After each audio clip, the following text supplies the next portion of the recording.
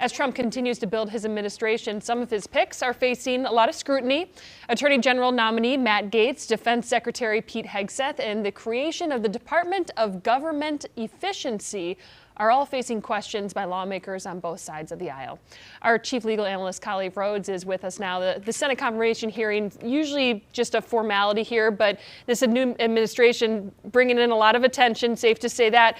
What can we expect from these confirmation hearings? I think you'll see fireworks on a number of them. And so I like the Dogecoin, obviously, that tongue-in-cheek one right there with Musk. I knew that when they formed that one, that was obviously towards the meme stock run that it had. And, Department of Government Efficiency, Doge, yes. Makes sense. I like it. So now we're talking about some folks that may have a couple problems. It may not be just formalistic. You're talking about Hegseth. I think that one is going to have some problems. He's got a number of personal issues that are being brought out right now up into the runoff. And so typically you see these nominations that come out before the person has their inauguration. Once the president becomes the president, then you have the actual confirmation hearings. Well, they want this to happen now so you can get all the bad things out, get all the smoke out, allow it to kind of clear, and then we can have a clear confirmation hearing. Some of his things I think may stick a little bit longer, specifically the personal misconduct with the sexual assault, settlement, no allegations of wrongdoing, but that's going to be a problem. With Matt Gaetz, I think he has some internal issues. He didn't get here by making a lot of friends. He made a lot of enemies. So when you make a lot of enemies and you burn down a lot of bridges, that may become problematic. And so, I mean, what do you got? Liz Murkowski, she came out against him, said this was a crazy nomination. You got Susan Collins, very skeptical. You got Tom Tillis that said he has an uphill battle. You have 9 folks that I think have come out so far and said that they have concern with his nomination. I think if 4 or 5 of those folks decide that they don't want to do it, that 50 number is a really, really far number for him to get to. So right now, he's probably the one that this is not going to be formalistic at all. This will be a real confirmation hearing.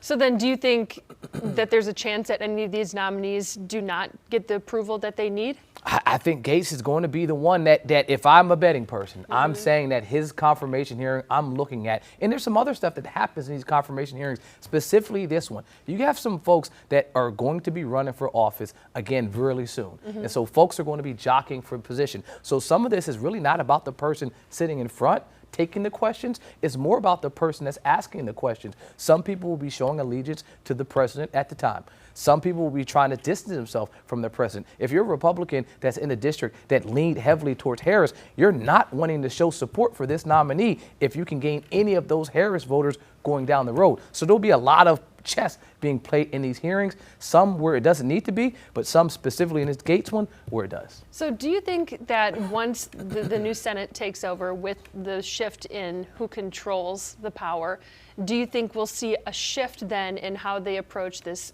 confirmation? I don't. I mean, because historically, and I remember even back to Obama ones, when Obama was there, they had some pushback to some of his nominees. I've looked at a couple of the confirmation hearings. There were a couple of pushbacks to, okay, how did you get here? Let's look at your track record. Let's look at some of the things that you said. Well, now we're in the social media era. Now you have folks that anything you say is on the record basically forever. And everything, everything sticks. It sticks. And so some of the things I think are going to be brought out during these confirmation hearings that even if they wanted to change it, you can't. Because remember, you have a whole other party that's going to be opposed to all of these nominees regardless. And so even if every Republican comes in and supports, you'll still have the theatrics of the other side wanting to make comments towards the people that have to be confirmed. But I think internally within their own party, there are some issues with a couple of these nominees. But if I have to point to one, Matt Gaetz has issues, has true issues. Well, even if the investigation didn't go anywhere, he's still in the court of public opinion as well, as you mentioned. 100%. And he's playing ahead of the game. If we can quickly say this,